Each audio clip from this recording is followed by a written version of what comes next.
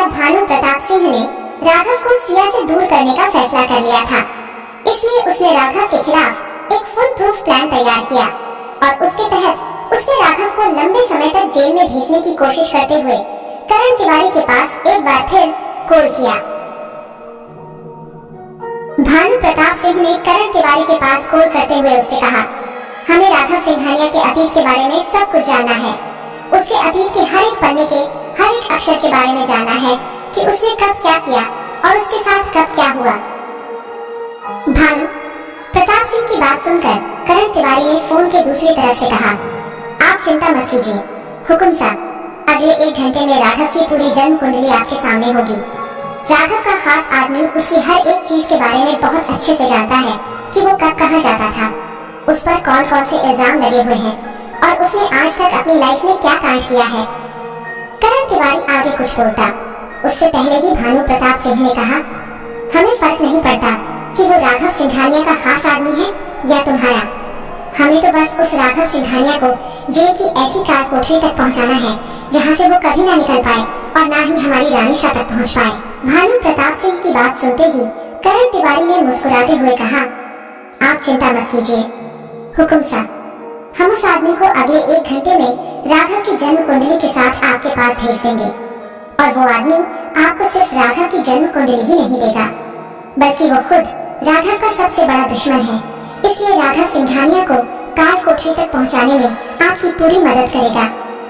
करण तिवारी की बात सुनते ही भानु प्रताप सिंह ने अहंकार भरे शब्दों में कहा, भानु प्रताप सिंह को किसी की मदद की कोई जरूरत नहीं है।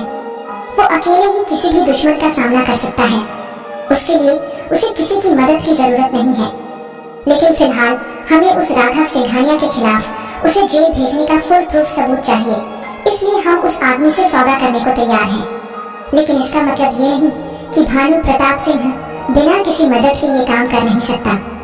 भानु प्रताप सिंह का गुस्सा देखकर करण तिवारी ने चापलूसी करते हुए कहा, मुझे पता है हुकुम साहब कि आप अकेले ही राघव सिंघानिया तो क्या किसी भी बड़े से बड़े गैंगस्टर का मुकाबला कर सकते हैं, लेकिन फिर भी हमें एक ऐसा आदमी चाहिए जिसे राघव का काला चिट्ठा मालूम हो और ये आदमी राघव का खास आदमी है।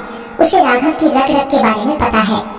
वो कहते हैं ना, घर का भेदी लंका ढाई। इसलिए अगर वो आपके साथ रहेगा तो आप राघव को पूरी तरह से बर्बाद कर सकते हैं। करण तिवारी की बात सुनकर भानु प्रताप सिंह ने अपनी गर्दन हाँ में हिलाते हुए कहा, ठीक है, राघव सिंघानिया को बर्बाद करने के लिए हम उस आदमी की मदद लेने को तैयार हैं।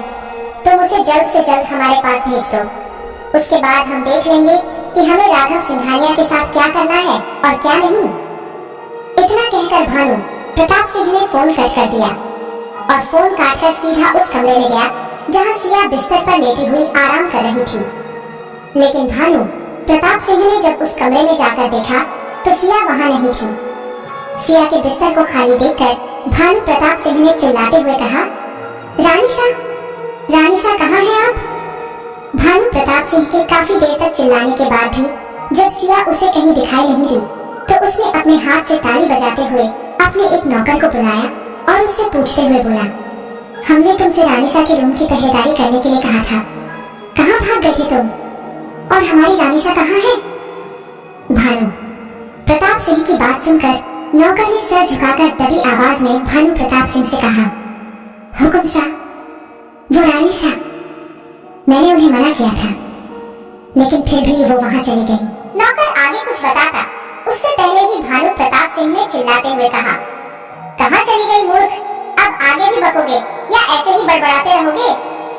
महाराजा भानु प्रताप सिंह का गुस्सा देखकर उस नौकर ने अपना सर झुकाकर कांपते होठों से कहा, हुकुम साहब, रानी सा बड़ी रानी के कमरे की तरफ गई है। मैंने उन्हें रोकने की बहुत कोशिश की लेकिन उन्होंने मेरी एक नहीं सुनी। मैं आपके कमरे तक भी आया था आपको बताने, लेकिन आप फोन पर बिजी थे। उस नौकर के मुंह से इतना सुनते ही भानु प्रताप सिंह ने गुस्से में चिल्लाते हुए कहा, अरे मूर्ख, तुम्हें पता है ना कि रानी सा अगर उस कमरे में चली गई तो क्या होगा? इसीलिए मैंने तुमसे कहा था कि कुछ भी हो जाए, लेकिन रानी सा को बड़ी रानी के कमरे तक मत जाने देना। लेकिन तुम सुनते कहाँ हो? और इतना कहकर भानु प्रताप सिंह भागते हुए अपने महल के किसी ऐसे हिस्से तक पहुंचा जहां बिल्कुल अंधेरा था। उन्हें अंधेरे में कुछ दिखाई नहीं दे रहा था। कि उन्होंने अपने मोबाइल की टॉर्च ऑन की और रानीसा को ढूंढने के लिए आगे बढ़ने लगा। तभी भानु प्रताप सिंह ने देखा कि सिया एक कमरे के बाहर खड़ी हुई है, जिस कमरे के आगे एक बड़ा सा ताला लगा हुआ है। सिया को उस कमरे के सामने देखकर भानु प्रताप सिंह ने एक लंबी सांस लेते हुए अपने आप से कहा, थैंक गॉड रानीसा यहीं रुक गई, वरना अगर वो ये ताला खोलकर आगे बढ़ जाती तो कयामत आ जाती। इतना सोचकर भानु प्रताप सिंह दौड़ते हुए सिया के पास आया और उसके कंधे पर हाथ लगाते हुए तेज आवाज में बोला, अरे रानीसा, आप यहाँ क्या कर रही हैं? इतने अंधेरे में आपको डर नहीं लगा क्या इधर आने से? भानु प्रताप सिंह का हाथ लगते ही सिया पीछे मुड़ी और भानु प्रताप से 2 कदम पीछे हटते हुए चिल्लाकर बोली, कौन हो तुम और मैं यहाँ क्या कर रही हूँ? मैं कौन हूँ और मैं यहाँ कैसे आई? यहाँ इस कमरे पर ताला क्यों लगा हुआ है? मुझे कुछ समझ नहीं आ रहा। मैं कहाँ हूँ और मैं कौन हूँ?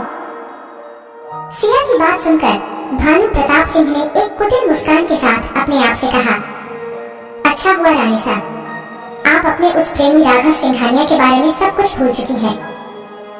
अच्छा हुआ जो आप अपनी याददाश्त खो चुकी हैं, वरना अगर आपको याद आ जाता कि आप राघव सिंघानिया की पत्नी हैं, तो हमें पूरा यकीन है आप यहाँ हमारे महल में कभी नहीं रुकती। भानु प्रताप सिंह ये सब सोच ही रहा था कि तभी सिया ने गुस्से में जोर से चिल्लाते हुए कहा, मैंने पूछा मैं कौन हूँ और मैं यहाँ कैसे आई, और तुम कौन हो जो मेरा पीछा कर रहे हो? मैं तुम्हें नहीं जानती, तो फिर बार बार मेरे पास क्यों आ रहे हो? आखिर कौन हो तुम और मुझे कुछ याद क्यों नहीं है? सिया को ऐसे गुस्सा करते देख भानु प्रताप सिंह ने कुछ सोचते हुए अपने आप से कहा, अब मैं रानीसा से क्या कहूँ? जब तक उन्हें जवाब नहीं मिलेगा वो अपना सवाल बार बार दोहराती रहेंगी, और जब तक उन्हें उनके सवालों का जवाब नहीं मिलेगा वो परेशान हो जाएंगी। अब मैं क्या कहूँ उनसे? भानु प्रताप सिंह यह सब सोच ही रहा था कि तभी सिया फिर से बेहोश होकर जमीन पर गिर पड़ी। सिया के बेहोश होते ही भानु प्रताप सिंह ने सिया को अपनी गोद में उठाया और तुरंत उसे उसके कमरे में लेकर गया। फिर जैसे ही भानु प्रताप सिंह ने सिया को उसके बिस्तर पर सुलाया, तभी सिक्योरिटी गार्ड ने आकर भानु प्रताप सिंह से कहा, हुकुम साहब, कोई राघव सिंघानिया का खबरी आपसे मिलने आया है।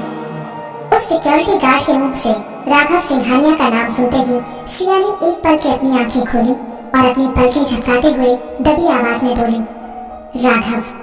जैसे ही भानु प्रताप सिंह ने सिया के मुंह से राघव का नाम सुना, वैसे ही उसने गुस्से में अपनी मुट्ठियां भींचते हुए सिया की तरफ देखा, लेकिन सिया इस वक्त बेहोश थी और नींद में बड़बड़ाते हुए राघव का नाम ले रही थी। सिया के मुंह से राघव का नाम भानु प्रताप सिंह को बर्दाश्त नहीं हुआ और उसने गुस्से में दांत पीसते हुए अपने आप से कहा, अब बस मुझे कुछ भी करके इस राघव सिंघानिया का जल्द से जल्द नामो निशान मिटाना होगा, वरना अगर कहीं रानीसा को उस राघव के बारे में कुछ भी याद आ गया तो वो उस राघव सिंघानिया के पास पहुंच जाएंगी और मैं ऐसा होने नहीं दूंगा। मैं अपनी रानीसा को कहीं नहीं जाने दूंगा। क्या भानु प्रताप सिंह सिया और राघव को कभी मिलने नहीं देगा? क्या होने वाला है राघव के साथ? क्या सिया अपनी याददाश्त खो चुकी है? क्या सिया और राघव की प्रेम कहानी यही खत्म हो जाएगी? जानने के लिए सुनते रहिए secret of devil only on pocket FM.